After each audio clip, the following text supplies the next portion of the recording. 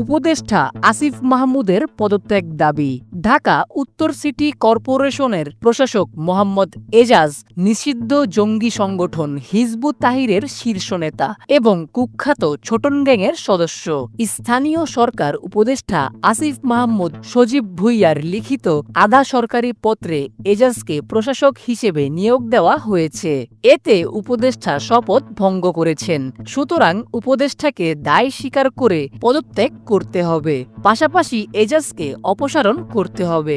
বুধবার বৈষম্য বিরোধী কর্মচারী ঐক্য ফোরামের সংবাদ বিজ্ঞপ্তিতে এসব দাবি করা হয়েছে।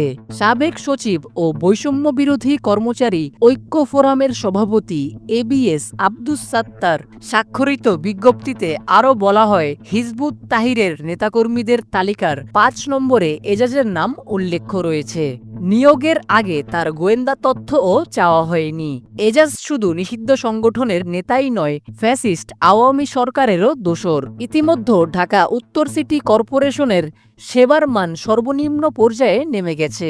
দুর্নীতিতেও এজাজ ফ্যাসিস্ট দুর্নীতিবাজ সাবেক মেয়র আতিকুল ইসলামকেও ছাড়িয়ে গেছে। শুধু কুরবানির গরুর হাট ইজারাতেই ২২ কোটি টাকা লুটপাট হয়েছে।